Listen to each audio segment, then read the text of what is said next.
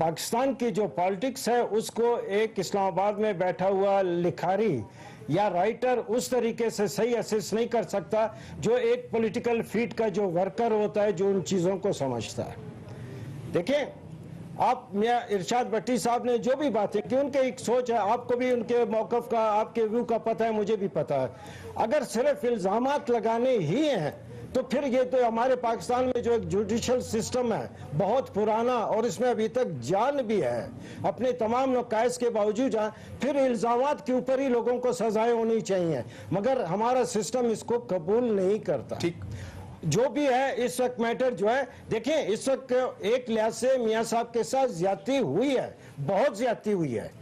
ये पहली दफा पाकिस्तान में हुआ है कि एहतिसाब कोर्ट के ऊपर एक मॉनिटरिंग जज बैठा हुआ है, वो भी सुप्रीम कोर्ट का जज बैठा हुआ है। हम और आप अपने सारे अदालती सिस्टम को समझते हैं, हमारे जुडिशल मजिस्ट्रेट के ऊपर जब सेशन जज बैठा होता है तो जुडिशल मजिस्ट्रेट पर नहीं मार सकता।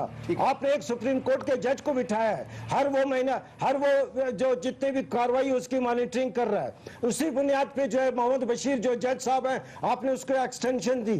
ये एक्सटेंशन देना जो है ये सुप्रीम कोर्ट के कहने पे हुआ है।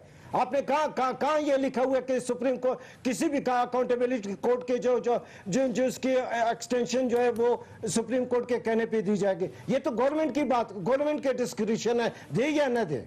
तो इसलिए आज से देखिए पाकिस्तान में एक नई सियासत उभर रही है, आप उसको सपोर्ट करें। मुझे नवाज शरीफ साहब से कोई ताल्लुक नहीं, किसी से नहीं, मगर मैं मियां इफ्तिखार भाई की बात करता हूं कि अगर मियां साहब अकेले अपने बयानिया को लेकर निकलते तो मेरे ख्याल में इतने कामयाब नहीं होते जितने मरियम नवाज की वजह से उनको सपोर्ट मिला है। बिल्कुल मैं वैसे तो एक पॉलिटिकल एक्टिविस्ट के समझता हूं कि मरियम नवाज एक लीडर के तौर पे इमर्ज होकर आई है। अब उसको दबाना, उसकी आवाज को कुचलना और उसमें नवाज शरीफ के जो लोग उसको सुनने के लिए आते हैं, इस सिलसिले को बंद करना बहुत मुश्किल होगा।